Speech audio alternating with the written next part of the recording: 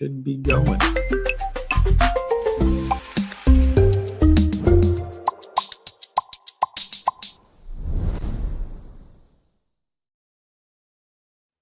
Hey, good afternoon, everybody. And I can't believe it's a week before Christmas. Wow, where has this year gone?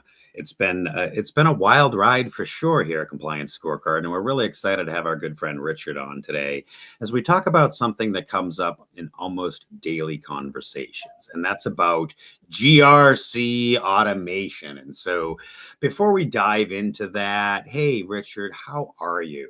We're just talking in the green room about prepping for Christmas. Yeah.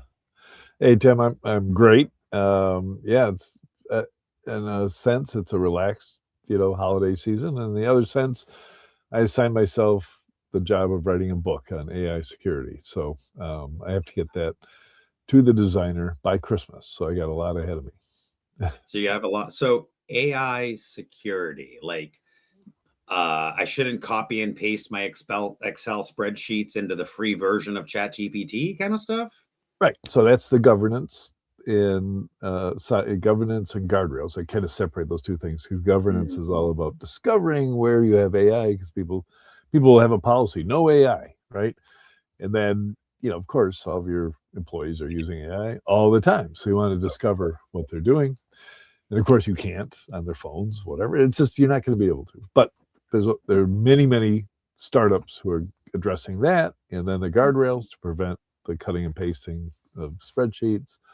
To me, the exciting part is the other side of it, which is using AI to do a better job of defending a company. And that's where the SOC automation and now it's vulnerability management automation, DLP automation, all that stuff. I love that. We actually, all right, I tend to not product pitch, but I am going to make a little plug, and then we'll get into introductions and dive right in.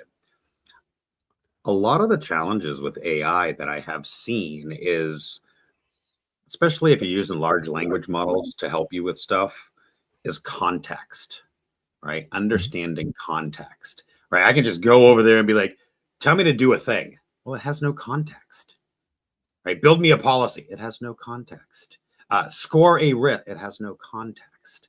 And so I just spent the better part of the last week or two, not even a week or two, building what I'm calling our context engine as part of Compliance Scorecard.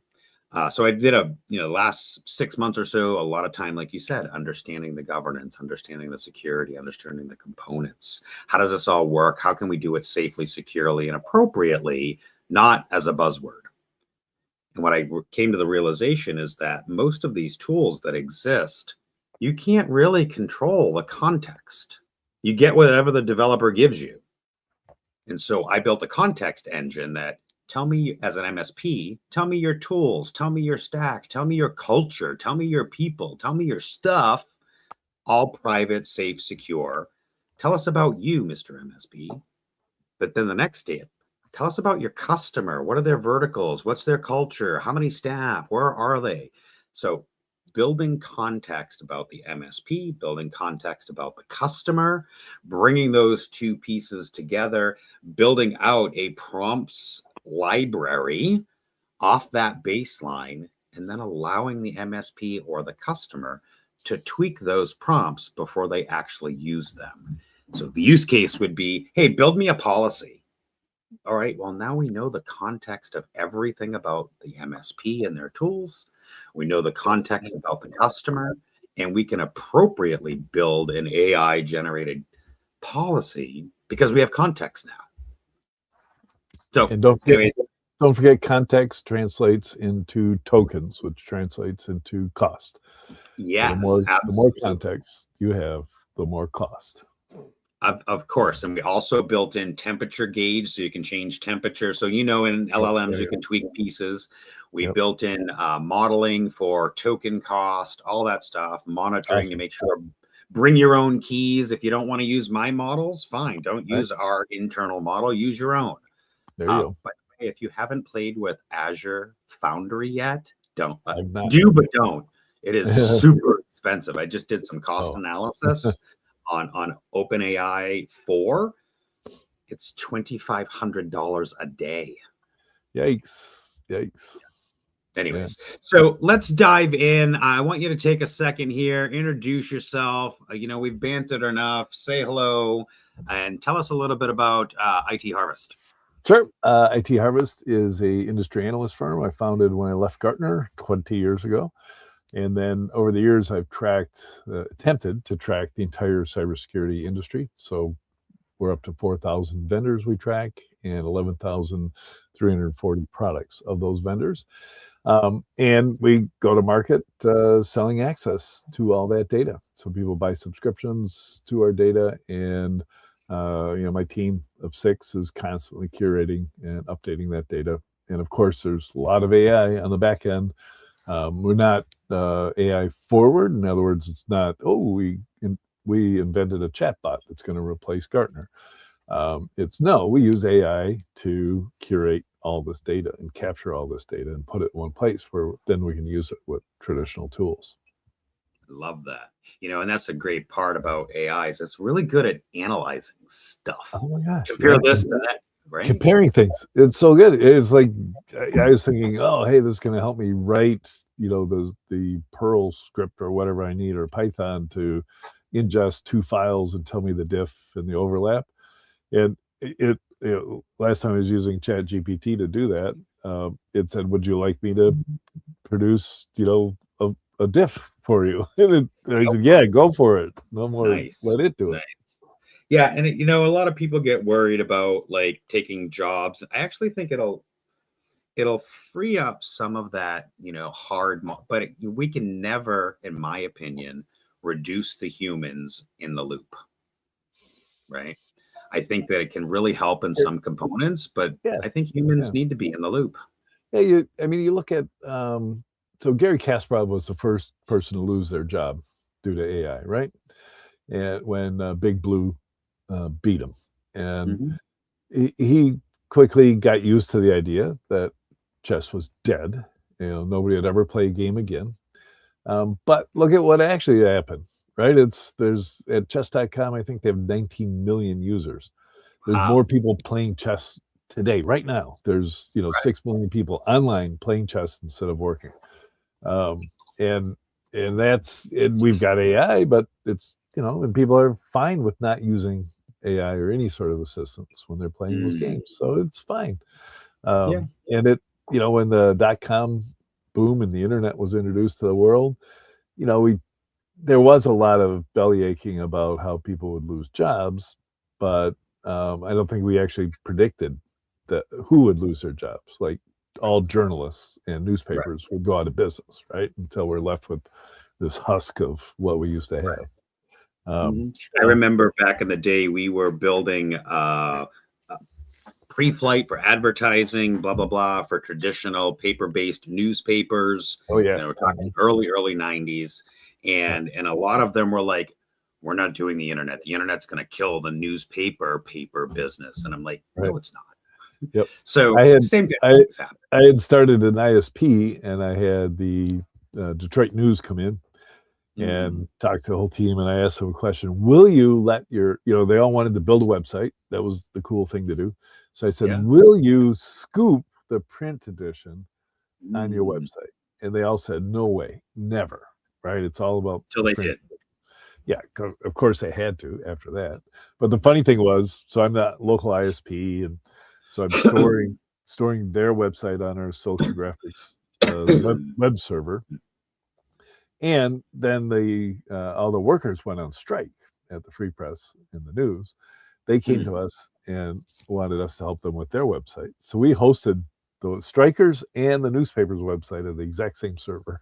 No, that's super funny. Well, but hey, free market, right? So before we get into it, I suppose I should take a moment. Good afternoon, everybody. Tim Golden, and founder and CEO of Compliance Scorecard, where we help MSPs have that risk conversation with their customers, being able to reduce risk, build defensibility, make extra money, because that's what we all want to be able to do.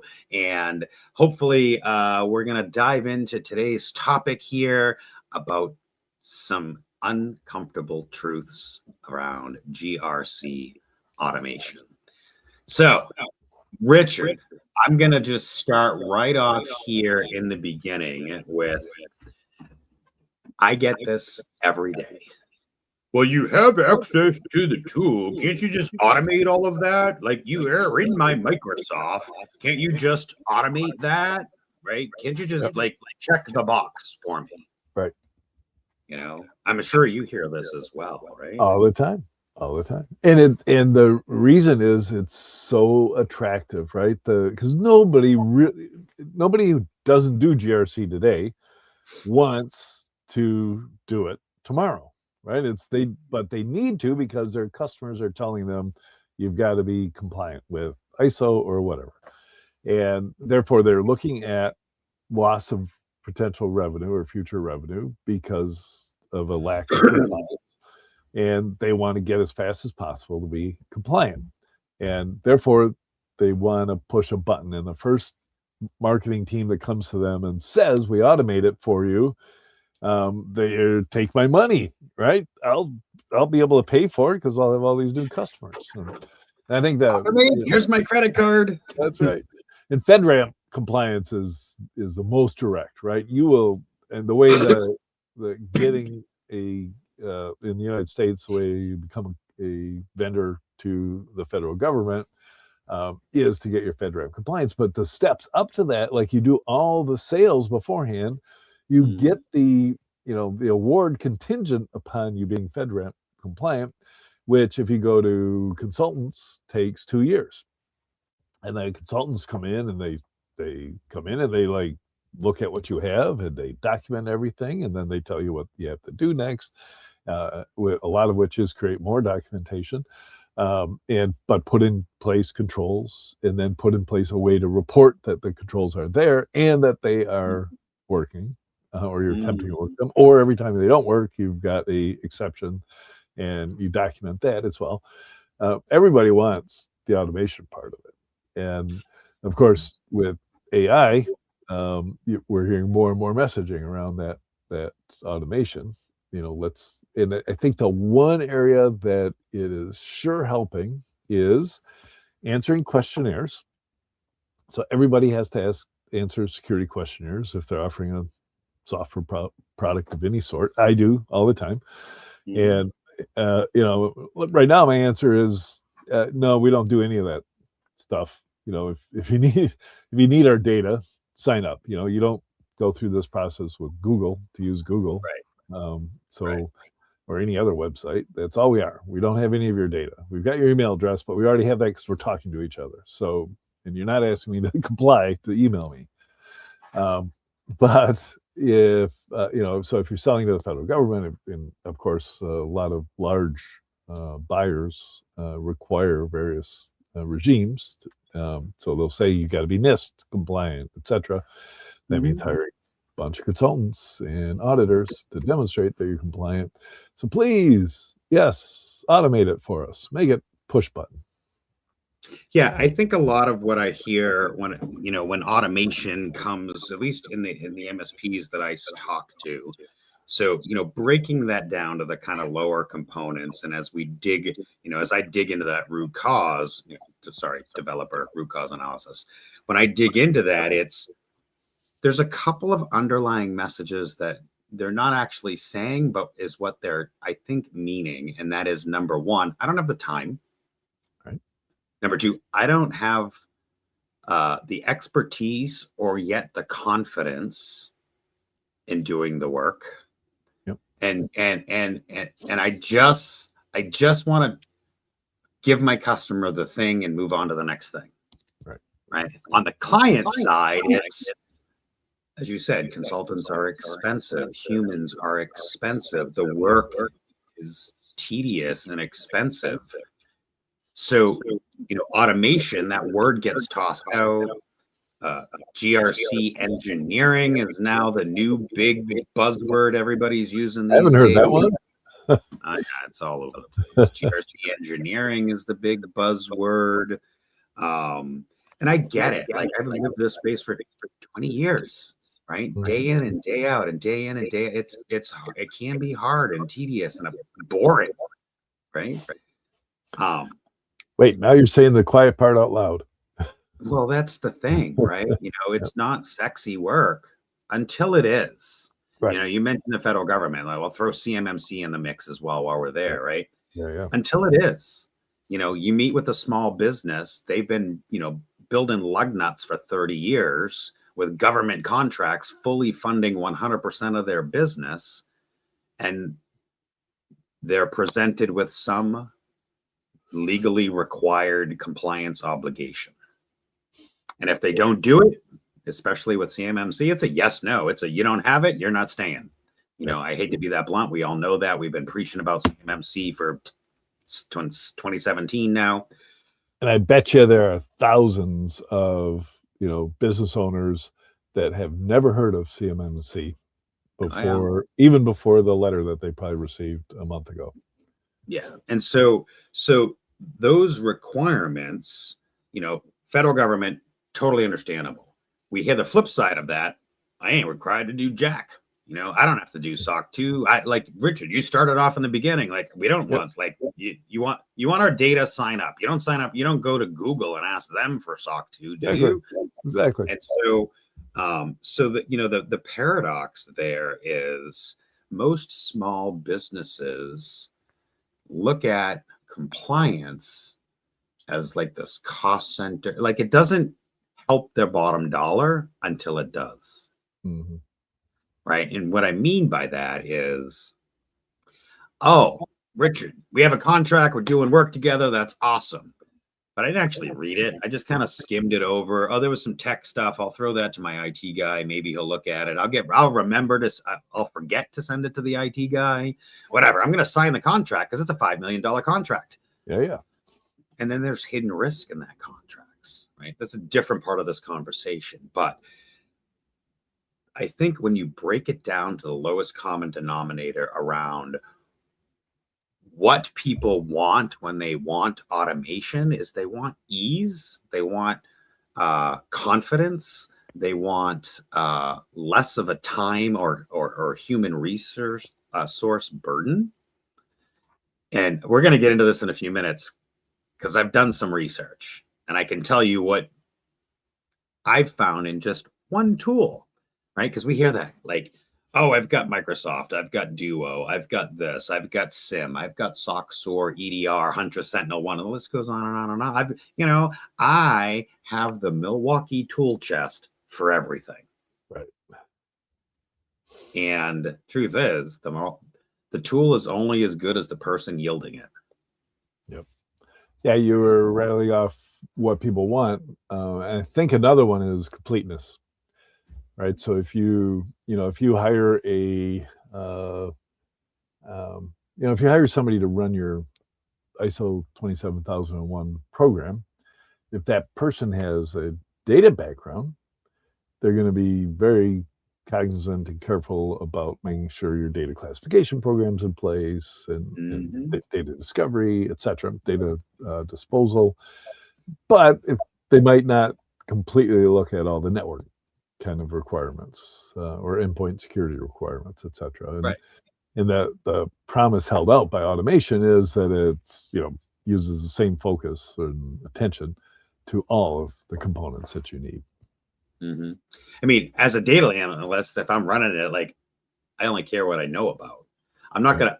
I may or may not, depending on my personality type, dip my toe into other technical controls that I don't really know about. Yeah. I might be curious, but I don't have the deep technical knowledge to understand what is SOC, SIM, SOAR. What is it doing? Where is that evidence? Is that evidence correct? And so on and so on and so forth. Yep. And so I did a little research, and I'll share this here in a minute, around what could actually be automated from a tooling perspective. Right. So the first thing I wanted to be able to do is recognize the fact that a tool can only do one piece of a compliance program. Right. We'll pick on Microsoft 365 because that's what most MSPs use. That or Google Workspace, doesn't matter. We'll pick on M365. And the tool can tell us yes or no. It can tell us binary stuff. But it doesn't have a policy that's been approved, reviewed, written appropriately, aligned appropriately. It doesn't have a policy. It doesn't have an SOP of how to actually enforce MFA. Like, we'll just pick on that, right? Just go right down the line. So a tool can tell us some binary data. It can, through APIs, go out to Microsoft Graph. It can look at all the users. It can look at whether they're admin accounts, and it can look at whether MFA is enabled, disabled, or enforced. That's about the extent of what it can do. Mm-hmm. Now, maybe with some, machine learning AI behind that, we can then determine to write a policy or procedure to match what's actually there. But that's not how the world works. We know that. I go and I download a template, and the template looks good because it's written towards NIST. Mm-hmm. And then I'm, well, a full compliance program isn't just binary, isn't just yesers or nos. It's what you said this earlier, the govern function around it. Do you see those kinds of things when you hear about the automation, what they're asking, it may or may not be possible, or there's more to it than a yes or no? I'm starting to, right? There's kind of a new generation. For, last 4 years, there was compliance automation that would, connect to all those tools and collect the information and then put it all in a dashboard so you could see it. So that was the heavy lifting of engaging in a compliance program. But it still needed people. Either the service provider would provide that intelligence, or there'd be people on staff that would do it. And now we're starting to hear messaging around using AI, as you said, to fill that role and decide, look at the policy, maybe help create a policy, probably templated. Hey, you're a manufacturer, you have to be CMMC compliant, therefore here's your policy. And then start mapping that against what it can discover from the tools. But obviously, nobody can have all the tools. So there's still going to be some maybe training, but probably just manual stuff to do. Yeah, and I would agree that, there are pieces of, quote, automation that can help support the compliance efforts, but it doesn't fully prove it. Right. Maybe it can grab a screenshot and upload a piece of evidence. Maybe as AI gets more involved, it can interpret that screenshot, or it can interpret that log file and back and through the whole, continuous compliance monitoring. So one of the exercises that I did, and I got a little egg on my face around this, I was like, fine, you want automation? I'll go build it. Reluctantly. I'll start with M365 because everybody has that. Great. Mm-hmm. No problem. So I have our own compliance scorecard tenant. We're on an E5 plan. So yay, all the stuff. And I started, and I was like, I'll pick a framework that most MSPs know and love, CIS. Great framework, good standards, great safeguards. I'll start with CIS and I'll start with M365. No problem. So I went and I inventoried what API endpoints were available, what data I could get through Microsoft Graph, started digging deeper, and I'm like, wow, this is really cool. I'm getting, 20, 30, 40% of the controls. I'm getting evidence. I'm getting binary data. Yes, no, whatever. Of course, there's a whole govern component that I don't want us to miss, but I'm getting excited. I'm like, wow, I can actually get some binary stuff and screenshots and start proving this is amazing. And then I switched to my Tim Golden tenant, which is my personal one, right? It's just, business premium. It's not anything special. I don't need an E5 because all I do over there is stupid email. It's protected and locked down and whatever. But I didn't want to spend, $100 a license for my personal email. And when I switched tenants, everything broke. And I'm like, and I switched back, everything worked. And I'm like, okay, something's going on here. And what I had discovered was that depending on what Microsoft license your end customer has around what APIs are available in Microsoft Graph. So I surveyed LinkedIn, Facebook, and a couple of other places, like, what licenses are you selling? And a vast majority of MSPs are selling and standardizing Business Standard or Business Premium. And in those results, I'm just going to share this real quick. Let's see, share screen. I'm going to share this one. What we determined based upon the licensing that's available is that if you are on Business Standard, Business Premium, what you can in CIS controls get that binary data, yes or no. So unless you're on an E3 or an E5, you're not going to get much. And most MSPs aren't selling E3s or E5s. If you look at like $57 to sell that license, MSPs aren't selling that. Customers aren't buying that. You know, they're in the $6 or $12 bucket, maybe the $20 bucket. Yep. At which point you're only getting 23 safeguards because the endpoints are not available. You know, and that was the hard truth that I really started to figure out here was that, hey, I got so much data on one side, and then I'm like, I got nothing. Wow. Very interesting. Now, my security program is to never allow any product produced by Microsoft anywhere near any of my company assets. So okay, I went zero Microsoft 12 years ago now. And nice. I haven't had to deal with the virus or anything in all that time. So are you Google Workspace, MacBook, or Linux, or all of the above? Yep. Nice. You know, I believe in a diverse ecosystem. So, and you know, which Microsoft is the opposite of, right? Everybody has Microsoft, therefore every new exploit targets Microsoft. So it's security by avoidance.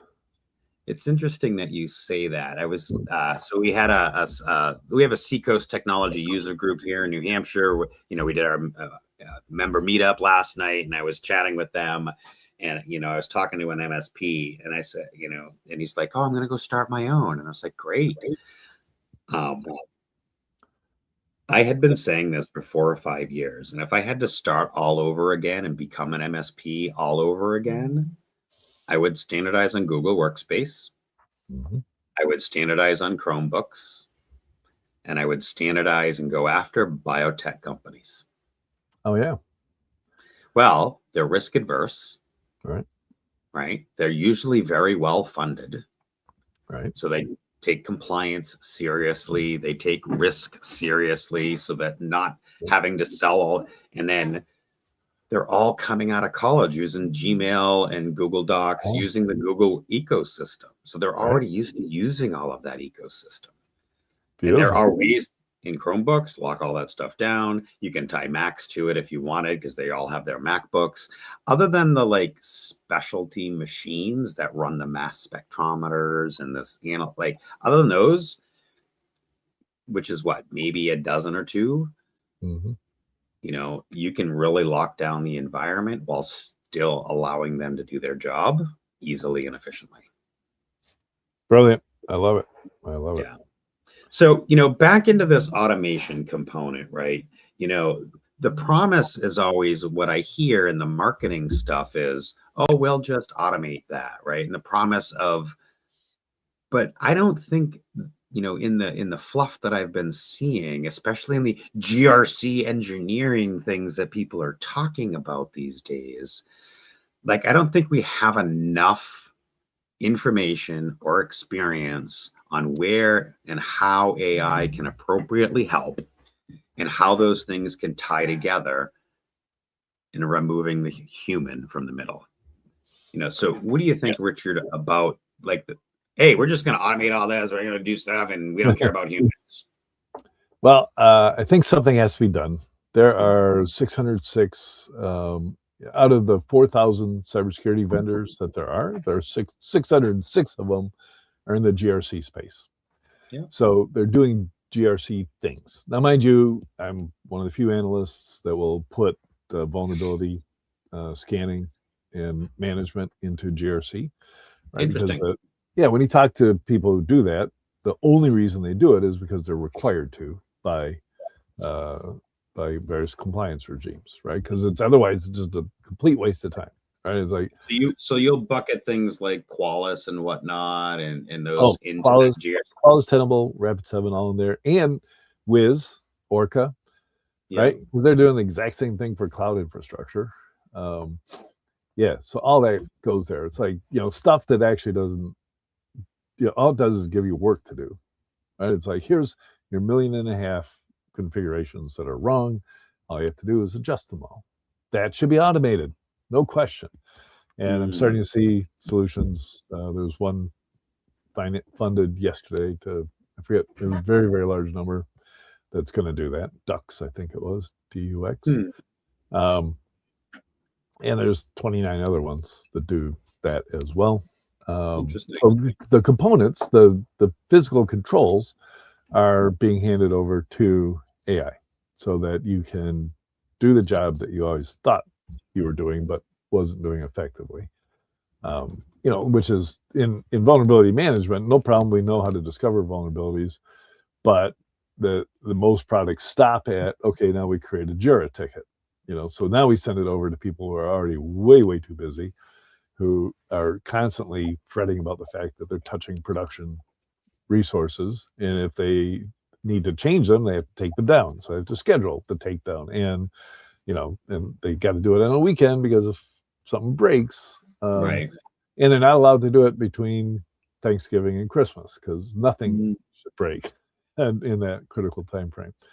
Right. So, but if they're out of the 1 million vulnerabilities you discover when you scan your network, several 100,000 of them are really easy to change, right? You microsegment the network, and they're no longer accessible from the outside, so you don't care that they're vulnerable anymore.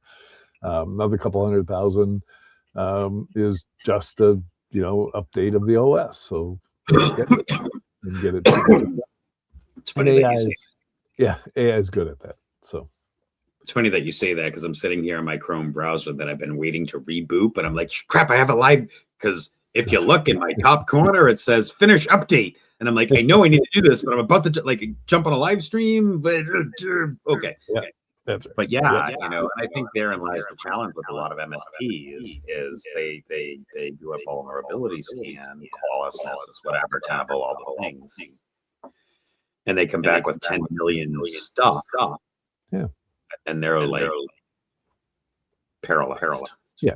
You have to be. There's just no way to grasp what to do, right? And so, people have large teams. They come in the morning, they open up Slack or Jira, and they go, okay, I'll work on this one until coffee break. And I'll decide that there's nothing we can do, and I'll write an exception so that this can stay vulnerable. And then, that'll come up in the SEC court case later on after you've been breached. Exactly. And I think that, things like RMM tools, PSA tools, they can handle the tickets and the tasks, right? They can handle whether it's Jira or, your RMM. I won't rattle off RMM tools. We all know what those are. And those are just tickets and tasks. That's not compliance automation. Right. So there is, right. That's not compliance automation, but that is compliance. It is. Because you have to demonstrate that you've got that. Well, that's the change management component, right? It's right. Oh, and then wait a minute. How many of them are actually have a CAB, right? An approval board to look at these things and actually approve them. And, one of the guys I was talking to last night was from, a big military thing here near us. He works for the military, blah, blah, blah. And he's like, I can't even get an asset list out of our 1,000 employees. Wow. That's been accurate and updated for more than 6 months. See, this is why I once wrote a column why risk management fails. And it was because risk management, the R in GRC, requires you to start with that list of assets, right? Because you can't protect what you don't know about. Those were his exact words. Yep. How am I supposed to protect him? I don't know what it is, and they can't even give me an asset list. Exactly. So, and I wasn't a GRC person at all, even though when I was at PwC, I created all their technical controls for third-party connections and firewalls, stuff like that. But from the science such as it is of GRC, I wasn't that person. But I had to step in for another Gartner analyst who was the risk management person. And so I had her slides, like get on stage, and the first slide is, discover all your assets. And I'm going, well, that's impossible. There's no way to do that. You can discover a lot of assets, and you can get a better tool that will discover more assets, but there are infinite number of assets, right? Because an asset could be a encryption key. An asset could be a file. A human. It could be a human. It could be an identity. Service account. An identity, all the identities. You just can't do it. And then the next stage is classify all those assets as critical and not critical, right? And I'm like, okay, we've been through many, many phases of the economy, and there are no non-critical assets at any organization, right? They've already been cut, right? It's like, do we really need that? No, we don't need that printer or whatever it is. So every asset is critical, and no asset manager, the person responsible for that server, is going to volunteer, hey, give me a 1 on that email server over there, right? It's okay if it goes down. Yeah, so so if you take the two possibilities and multiply them together, you get something that's really impossible to do, which is manage your risk. Back in the day, so it's funny where you're like, no manager's going to say that's not critical. So I had a very unique instance where I was CTO, blah blah, IT, whatever, doing the stuff, and and I had a customer that had on-prem servers just before Microsoft Cloud or whatever. So it was Exchange on-prem, fine, whatever, before all the vulnerable, like the stuff, right? And not only did it kept running out of disk space, that's a different issue, but I sat with the business owner and I was like, listen, tell me how your business runs, tell me what makes you tick, tell me how you operate.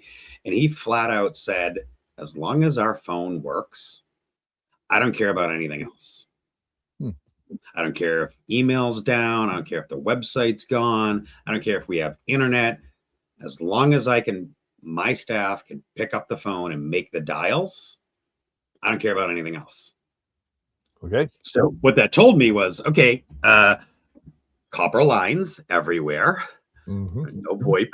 Right. But what it did for me was, if I needed to upgrade the Exchange server, I could walk down the hall in the middle of a Tuesday, unplug it, do my work, plug it back in. So back to the conversation of, where does GRC fit into situations like that, especially on automation? How do you get that automated component where the CEO is like, I don't give a crap about anything but the phones? Yeah. Right? Because that's the business risk for him. If people aren't dialing, the business is dead. Yep. If people aren't answering the phone, the business is dead. At least, back then times have changed. But so where does GRC automate that decision? Yeah, it doesn't. Yep. Exactly. So the assumption is that everybody's kind of the same, right? They all have a particular compliance regime they've got to fit into, and they've all got the same resources, and they just have to, so they can automate it. If everybody's the same, you can automate it. So it just falls apart when they're not the same, because there will be people with, certainly there are companies, universities that don't use Outlook. They're on Gmail, which isn't, Gmail isn't necessarily a better solution than Microsoft, right? Gmail has got privacy concerns like you wouldn't believe, right? At least Microsoft doesn't sell your data to people, whereas Google does. Would you agree, or maybe talk a little bit about, GRC, that sort of operations component and all of that? Like, there's an accountability piece, right? At least in my opinion, GRC, there's a human needs to be responsible. A human needs to be accountable, right? There's a responsibility piece in any of these risk programs. I just can't see how automation can do that. Yeah. And the trouble with making human responsible, so it's unfair to ask the person who keeps the risk register at a company to take personal responsibility for that, right? Because at a company, at least here in the U.S., the limit of your liability is your job, right?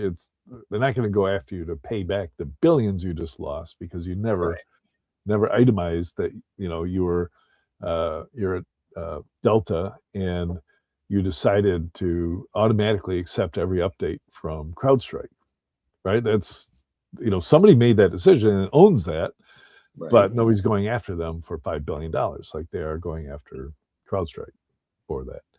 But that's now, mind you, post SEC overreach, I would say, in prosecution of the CISO at SolarWinds. There's certainly board level concern about that, and where does that liability reside? It's unfair to place it on the risk manager or the CISO. So I just had an interesting thought, right? Because you mentioned SolarWinds and others that come to mind. So let's say we build an automation program. Let's say we throw some AI on there. Let's say we, build this GRC engineering monolith thing that was almost so excited and save time and the things. And you get a disgruntled employee, whistleblowers. So we've now relied on AI, automation, checking boxes, taking the human out of the loop to do the things. When someone at the company knows, like, this isn't actually what it is. It's not true. It's not valid. And I got fired because I kept raising red flags. And now I just went over to the DOJ and was like, blew my whistle. Right? Where does that accountability come in? Where does that component of GRC automation fall into any of this, or does it? Right? Yeah. We've now heavily relied on things and AI and tools.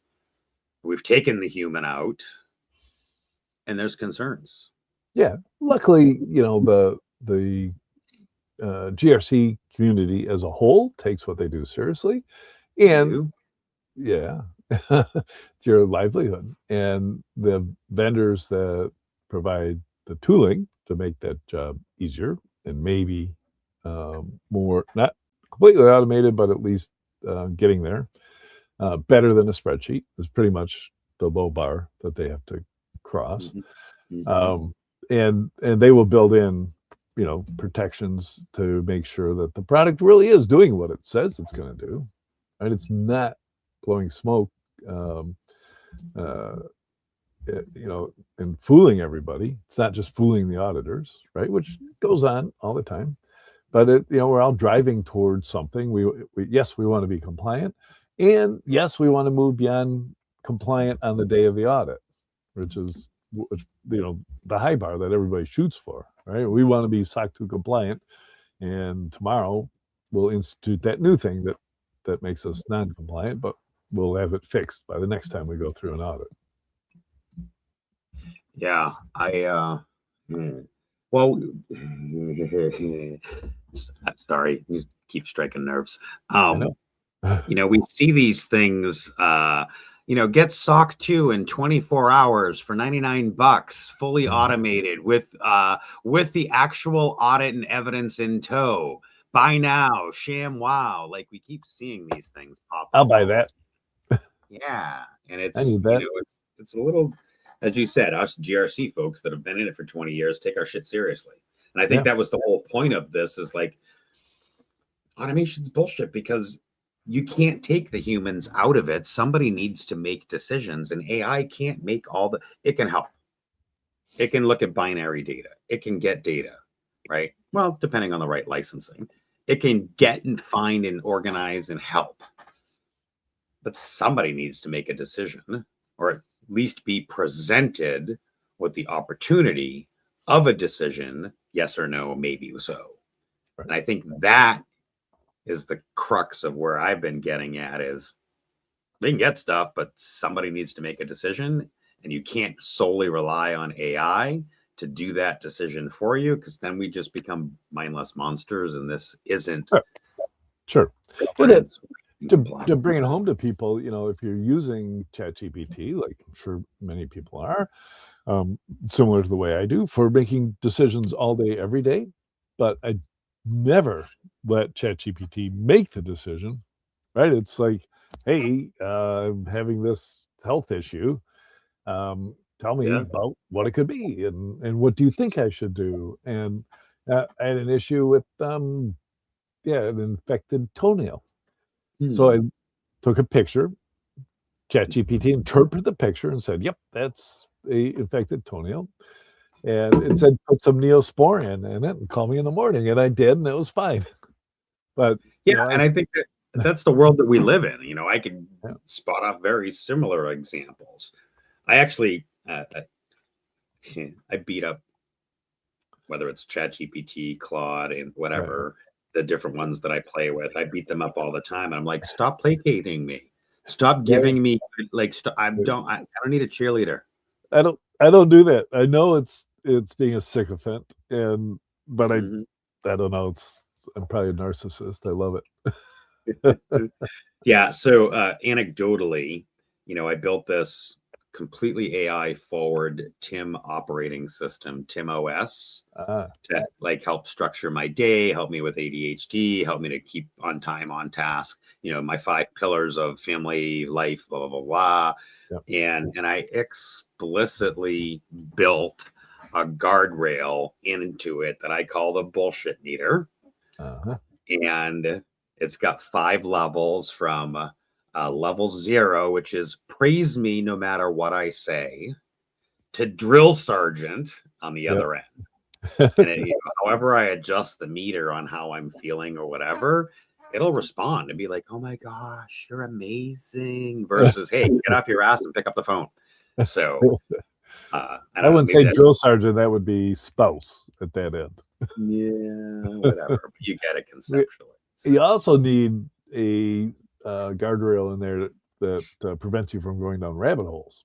I can just see it going, Tim, this is all very interesting, but I don't think it pertains to what you need to get. Well, this is literally why I built Tim OS, which you can see at timgolden.com. Because I spend a lot of time like squirrel and being able to squirrel and oh my God, new shiny. So I spent a lot of time signal to noise. And I know we're getting off the GRC topic, but I spent a lot of time trying to determine what's signal and what's noise. And I was living in too much noise. This is why you should be an industry analyst. You're allowed to just go into all the noise. Yeah. It's research, right? It is. It's fun. Yeah. So with the last couple of minutes here, I like our audience, and thank you all for joining. I know there's not a lot of comments coming in. Usually we get a lot more, but that's fine. I like for us to be able to kind of end each of us on a key takeaway, what's important for our audience to kind of walk through and kind of think through about a really good key takeaway. So Richard, if you'd like to take a second or two or a minute or 4 and talk about 1 or 2 key takeaways, that would be great. Sure. When I think when you're approaching a compliance program, especially for the first time, do not look for shortcuts. Look for the smartest way to do it, which may not be, hiring a consulting firm to come in and do it for you, right? Because consultants, especially in compliance, are the exact funny example of consultants, right? They come in and they just ask you a bunch of questions and then turn around and give you a report with your answers in it. So do that part yourselves. When you are looking for tools, look for things that accomplish the nitty-gritty, right? Tell me, how things are configured, and yes, you can suggest how to best follow a playbook to correct the configurations, and same with vulnerabilities, etc. Look for those tools to help you, but they're there to assist you. It's, before you get sucked into the desire to have an automate this now button. So take SOC 2 compliance, which is easily the low bar for demonstrating that you take security seriously. Yes, look for low cost options to do it, but take it seriously. Take it. This is how you are going to care for your customers' data that they're sharing with you. And take that very, very seriously. Have somebody who is there who will stay up at night worrying about what happens when the customer's data is stolen, as it invariably will be. The person, they always wonder, where was that person when they decided to store all the usernames and passwords with a simple MD5 or SHA-1 hash? It's like, it's so easy to salt those, so they're unbreakable by any of the tools out there. Why wasn't that person there to do that then? And that's where thinking seriously about your security program comes in. Awesome. Yeah, lots of great thoughts, Richard, to kind of room. I think that the thing that stands out the most for me is that I don't think it can replace humans, right? I think you said where tools can help augment, bring data in, and that kind of stuff is important. As far as my sort of major key takeaway here, when I think about the marketing fluff that I see, the schlop on the LinkedIns and the Facebooks and the Reddits around AI will automate your entire compliance program. The part that I tend to call out is you can't remove the human. Now you can augment, you can help, you can streamline, you can educate, you can gather, you can organize. As we said earlier, you can correlate and analyze stuff.